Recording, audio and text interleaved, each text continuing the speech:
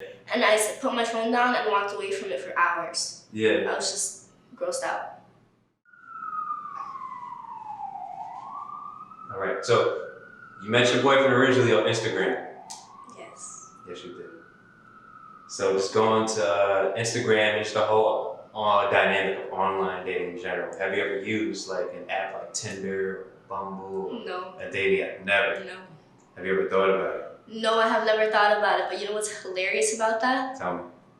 I never thought about it, nor did I never want to do it. Yet there's still accounts made of me with my picture with false information that people send me, and they're like, "Yo, I know this ain't you because you're not 21." Number one. Number two, that's not how you spell your name. Number three, you're not even Colombian. They be using all types of false information. I've had to get used to people using fake accounts under my name. Did you ever get to the bottom of like who might have been doing it? I mean, I know it's probably not no one like that. Probably knows a person, probably just a random person who probably found your picture or something and used it. People are weird. Yeah. Did any of your the people who reached out to you, did they actually like engage the conversation and like talk to the person, just try to see like what's going on? And honestly, I have no idea if anyone fell for it, but I feel so sorry for someone who did. Number one, like. I feel like one of my worst fears is to walk in the streets and be like, "Aren't you the one I was supposed to date?" And I'm like, "What?" Like I don't know. All right. So hypothetically, you said you would never even entertain using online dating. Well, why wouldn't you? It's just I feel like I don't need it because I'm always outside regardless. Like there's not one day that I'm home 24/7. You know what I mean? And even if there is, I'm probably sick or I'm doing something online that has to be done online. But other than that, like I'm always constantly engaging with people and meeting at least one person every day, especially in New York City, you know? So like there's no reason for me to use an online website. And even if I were to ever go to that, like, I don't know, I just wouldn't be too secure with it. Because there's so many weirdos. Like I've gotten so much weird shit in my DMs. Yeah. I feel like the weirdest one I ever got was a guy, like his friend recording him while he's jerking off to a picture of me. So the phone is here, the video is being taken here. So it's definitely someone else holding you. Yeah, the phone is here and he's jerking off here. And then I saw like 1 second of it and I was like, ever since then I just stopped opening random people's videos and photos. Did you take a look at that profile and see who was No, I was just disgusted. And I put my phone down and walked away from it for hours. Yeah. I was just grossed out. Damn. Yeah, that sounds a little nasty. I can understand why you wouldn't want to deal with like that kind of separation of dealing with random people online. And that definitely gives it like a bad reputation right there. People are just sending weird pictures. And I'm scared of social media. Honestly, and I still use it. And so that was through DM, you said, when you received that, right? Snapchat. It happened multiple times. Really? Like, with the same kind of thing going on? So the same person? Similar. Same and similar, yeah. Really? It's happened like that. I've got dick pictures, dick videos. I've had just weird shit. Weird shit. Okay. Yeah. I see.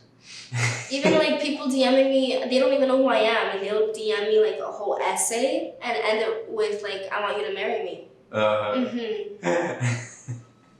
What kind of stuff do they say in these like long, like something like that? What kind of stuff do they say in this long ass essay? So I've gotten a lot. So from what I remember, to sum it up, they'll just be like, "You do everything that I see in a woman, you're better than a lot of these females I met, this and that, I've been following you for some time now, and I really want to get to know you, can you be my wife, this and that." Yeah. And so there's multiple reasons as to why I would accept the conversation. Number one, mutual friends. Like if I see that we have a lot of mutual friends, like 50 plus, then I'll be like, "Oh, then I probably seen him somewhere," or we just like always cross paths. And I like to meet people all the time. And if I'm bound to see them, then might as well get to know them now instead of in that area. So when I meet them in person, I'll be like, "Oh, hey," like. And so one is mutual friends. Two, if I go on their profile and they're cute, but not only cute, but I see that they have something going for themselves. Okay. If I go on their Instagram and all I see is a guy throwing up like Treyway and all that shit, I'm not gonna entertain that. Like, I'm not. Is that because Takashi snitched or did it before? All their pictures, like 90% of their pictures, just them smoking weed or rolling up blunts, and I'm just like, that's not, no. Yeah.